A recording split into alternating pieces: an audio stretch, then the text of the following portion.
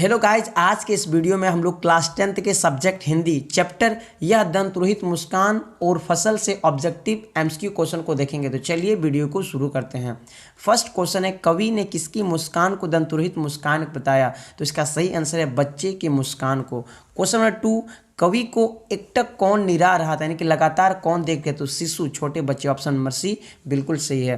Question number 3, बच्चे की दंतरोहित मुस्कान किसमें भी जान डाल देती है? तो मृतकों में डाल देती है जान। Option number D is the right answer. कोई व्यक्ति अगर कितना कठोर सख्त दिल का क्यों ना हो, गुस्से से बैठा हो, लेकिन जब छोटे बच्चे का मुस्कान देखते हैं तो वो भी उसका मन मिजाज सब अच्छा हो जाते हैं और खुश हो जाते हैं।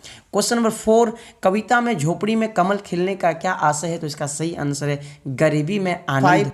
बच्चे की मुस्कान में किसे पिघलाने की शक्ति है? तो इसका सही आंसर है कठोर व्यक्ति के मन को। यानी कि व्यक्ति कितना भी कठोर क्यों नहीं, बच्चे की मुस्कान एक ऐसी मुस्कान होती है जो कठोर व्यक्ति भी खुश हो जाती है देखकर, वो नरम दिल का बन जाते हैं। क्वेश्चन नंबर 6, जलजात किसे कहते हैं? तो इसका सही आंसर है कमल को, क्योंकि कमल फूल जल में उगते हैं। क्वेश्चन नंबर 7, किसके प्राणों का स्पर्श पाकर कठिन पाषाण पिघल गया होगा? तो इसका सही आंसर, पाषाण का अर्थ होता है पत्थर, कठोर पत्थर भी पिघल जाते हैं तो बच्चे के। यानी कि बच्चे की जो मुस्कान होती है, बच्चे की जो बातें होती हैं, बड़े से बड़े सख्त दिल भी नरम हो जाते हैं, उसके बात को सुनकर हंसने लगते हैं। क्वेश्चन नंबर 8, अनिमेष देखने का अर्थ क्या है? तो इसका सही आंसर लगातार देखना। क्वेश्चन नंबर 9, कवि और छोटे बच्चे के परिचय का माध्यम कौन बनता है? तो बच्चे की ममता। ऑप्शन नंबर ए बिल्कुल सही है। क्वेश्चन नंबर 10, किसकी अंगुलियां बच्ची को मधुपर्क कराती है, संपर्क कराती है? ममता की, माता की। Option number B is the right answer, माता की। क्वेश्चन नंबर 11, कवि को क्या छविमान लगती है, सुंदर लगती है? सही आंसर इसका ऑप्शन नंबर सी, बच्चे की मुस्कान उसको सुंदर लगती है। क्वेश्चन नंबर 12, फसल के उगने में किसका योगदान रहता है? तो इसका ऑप्शन नंबर ए, अनेक व्यक्तियों के शारीरिक परिश्रम यानी मेहनत का, खेतों की मिट्टी के गुणधर्म का, नदियों के जल का, उपरोक्त में सभी। तो ये सभी चीज की योगदान होती है, तो option number D is the right answer, उपरोक्त में सभी। क्वेश्चन नंबर 13, फसल की पैदावार किसके जादू के कारण होती है? तो इसका सही आंसर नदियों के पानी द्वारा। नदी के पानी अच्छे से जब हो जाते हैं तो फसल लहलहाने लगते हैं। क्वेश्चन नंबर 14, पानी का जादू का अर्थ क्या है? पानी का प्रभाव, यानी कि पानी का प्रभाव जब फसल में लगते हैं तब वो पूरी तरह से पकने लग जाते हैं। क्वेश्चन नंबर 15, मिट्टी का गुणधर्म किसे कहा गया? तो इसका सही आंसर मिट्टी की उपजाऊ शक्ति को मिट्टी का गुणधर्म बताएगा। Option number C is the right answer. Question number 16, किसकी कोटि कोटि हाथों के स्पर्श की गरिमा बताई गई? तो इसका सही आंसर किसानों के। गरिमा का अर्थ होता है महत्व बताई गई, तो किसानों के, क्योंकि इसमें किसान का भी बहुत योगदान होता है फसल उगाने में। कवि ने संदली शब्द का प्रयोग किसके लिए किया? तो इसका सही आंसर है मिट्टी के लिए।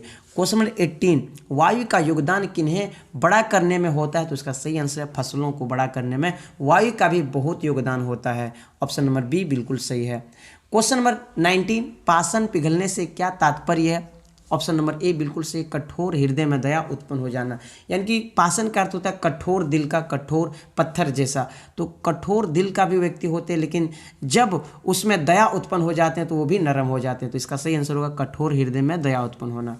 क्वेश्चन नंबर 20, फसल वस्तुतः किसके सहयोग का परिणाम है? तो इसका सही आंसर है प्रकृति और मनुष्य के। प्रकृति में सूरज का रोशनी, वायु, जल, मिट्टी सब आ जाएंगे, और मनुष्य का शारीरिक परिश्रम भी होता है। इन दोनों के मिलाव से फसल की पैदावार बहुत अच्छे हो जाते हैं और लहलहाने लगते हैं। क्वेश्चन 21, कवि के अनुसार फसलें किनका बदला हुआ रूप है? तो इसका सही आंसर सूर्य की किरणों का। Option number D is the right answer. Question number 22, फसल कविता में कवि ने पाठकों को किस विषय से अवगत कराया? तो इसका सही आंसर है फसल निर्माण से। पोइट बताना चाहते हैं कि फसल निर्माण करने में कितने लोगों का योगदान होते हैं, कितने चीज़ों का योगदान होते हैं, कितने मनुष्य शारीरिक मेहनत करते हैं, और प्रकृति का भी योगदान होता है। उसके बाद जाकर के हम लोग फसल को पकने के बाद हम लोग चावल के रूप में खाते हैं। Option number D is the right answer. Question number 23, यह दंतरोहित मुस्कान और फसल कविता के कवि कौन है? इसका आंसर आपको नीचे कमेंट बॉक्स में बताना है। ऐसे आपको बताई जानकारी के लिए नागार्जुन है। आई होप ये वीडियो पसंद आई होगी, तो इस वीडियो को लाइक कीजिए, शेयर कीजिए। मिलते हैं किसी नई वीडियो में नए टॉपिक के साथ, तब तक के लिए पढ़िए और आगे बढ़ते रहिए।